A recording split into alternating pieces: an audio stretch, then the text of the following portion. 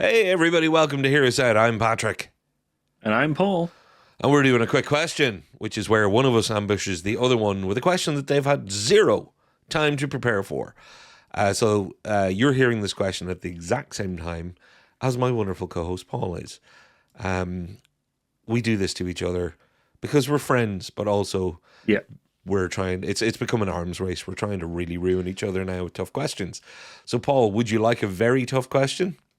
Okay, let's go. Now, Very tough question. it's going to seem awkward at first, but you'll see why I'm asking. You can become a character in any movie at any point in a movie. And from the point that you join that movie, you can do things. You take over the character's actions. Okay. What movie are you going to jump in and change the course of to make it a better movie? The movie would make it a better movie. Okay. Yeah. So where are you? And you know, you can say after the first 2 minutes when something ruined a movie you thought was going to be good, or you know, it could be somebody ruined the third act by making a stupid decision. You could maybe say somehow Palpatine didn't return, and we could have a different movie altogether. I think some of you out there will get that reference, and it would have helped a lot if that sentence had never existed. So yeah, you can be the hero of the day. You can save the world from apocalypse. Because remember, you've seen the movie. You're just jumping in as this character now, but you have all the knowledge of knowing what's happening in the world around it. So you can look pretty damn cool if you want. Yeah. Oh, that's... Told you, I was getting you back. He just asked me a really good one. So It depends because Revenge.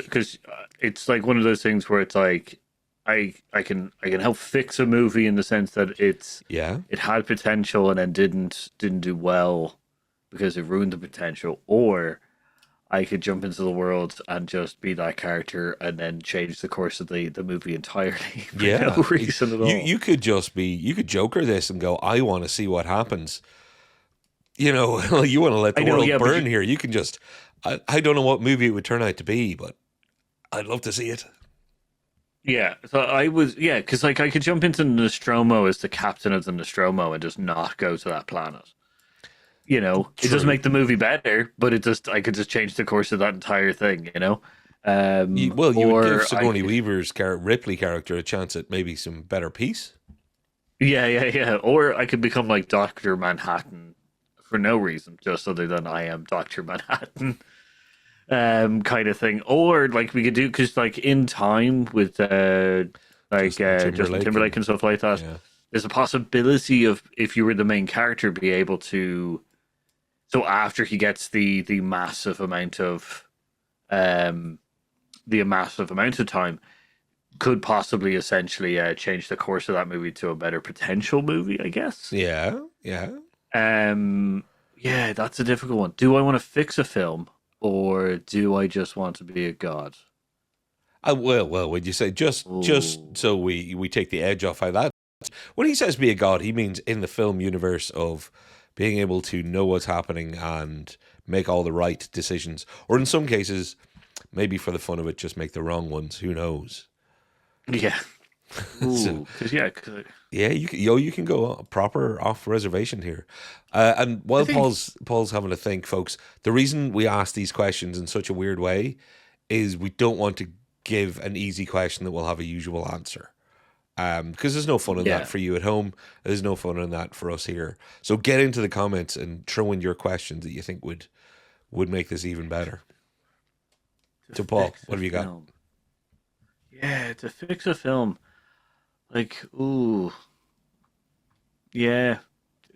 In Time is a good one to kind of try fix, I guess, because of the potential of it. Do I gain all the skill sets that the person has and everything like that as well? Yeah. Okay. I could fix the Formula One movie. Which character fixes the Formula One movie, though? Oh, just being Brad Pitt and not, like, you know, trying to, you know, kill everybody on the track and suggest that's not cheating. Yeah, and just have them not magically win races. Yeah, that's true actually. You know, you could fix the Gran Turismo movie. You could jump into Orlando Bloom's character and not do the copious amounts of ketamine and coke that he was obviously doing. Oh, I said it. Sorry, I knew it was eventually going to come out on stream. Watch Gran Turismo movie, folks. Watch his character. It's teeth-lickingly crazy how he portrays that guy. Trying to think of what other films recently, especially that we've seen, that definitely could have been better. I don't know. Well, maybe pick a favorite movie where you would like a different ending. Because there you go. Like, I'll tell you what, I'll give you some weird inspiration, because this has come up on the channel before, and I was called a psycho for it. I would remind everybody these are fictional universes, but I maintain that Jurassic Park would have been a much, much better movie with higher stakes if the kid hadn't got up after being electrocuted from the fence. Oh, yeah. And you're going to have to work out how I would make that be the case in movie, because I couldn't just choose to beat a kid and then choose not to get up. Although now that I've said it out loud, that's much better than what I was planning, which is jumping into Sam Neill's character and holding my hand over him. Let's move on before I admit to killing the kid in Jurassic Park for like the 15th time on this channel. I can't think of a movie that could actually fix or change the ending kind of thing. Because, like, In Time is a good one. Any sci-fi movies that have definitely lost potential kind of thing are the ones that I'm thinking about. But, like, I'm kind of going blank on a lot of them. I think... yeah. I think maybe Blade Runner 2046. Oh. Like... In which character and in what way? Because this is where it gets fun. You could be Eddie James Olmos and really kind of tip the hand more, so the audience doesn't have to wonder anymore. Yeah, that's true. But you ruin the mystique of a film. Yeah, there's tons of things. I'm just trying to look even just at sci-fi movies that I'm like, what would be the best kind of outcome for some of them? Jeez, I'm really trying to... Prometheus. That's it. There you go. Good on you. That's because that was on my mind, Prometheus. Yeah, Prometheus. I would be... I could be Idris Elba's character, and just, like, the second that freak thing turns up on the ship, just be like, we're out of here. Yeah. Yeah. You know, there's several characters in that movie that you could definitely play and be like... You could be... Charlize Theron's character, and just be like, we're not going. Yeah. At the very least, you could jump in at a point where people are running in a straight line away from a thing that's rolling towards them, and you could just take 4 steps to the left and make it a massively superior movie in some ways. Yeah. See, my problem is that there's a lot of films that I could definitely feel Covenant, like, you know, jump into the guy who takes over as the captain and just be like, no, we're not going down to a planet we haven't surveyed. Yeah. You know, I definitely feel like horror or sci-fi in those kind of ways, I would be the guy who just goes, yeah, we're not going into that haunted house. Like, yeah, but remember, you still want it to be a watchable movie. So, like, I'll give you a little tickle. If you want to go into the Marvel universe and maybe pick some of the worst stuff there, I don't know if Quantum Mania is fixable by jumping into one character at any point. No. Jumping into Bill Murray's character and just deciding not to show up and do the scene so that you could show up elsewhere in the MCU would be a vast improvement. Then we still could have had a chance at Bill Murray somewhere else. That is true. Yeah. Save a good actor to not be on a that thing. Might be your angle. Ooh. Yeah. Who was wasted in something? Oh, that list is long. Yeah, that is a list that is long. You could remove. Oh, do you know what? Oh, remove Captain Phasm from First Order. That could have been a good one as well. Oh yeah. Brianna Tarth herself.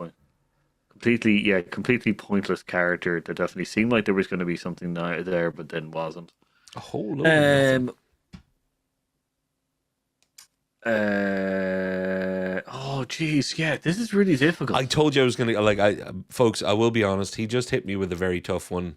We're doing a few recordings here, And this was one I thought I would never pull out. But I felt so aggrieved at how good his last question was.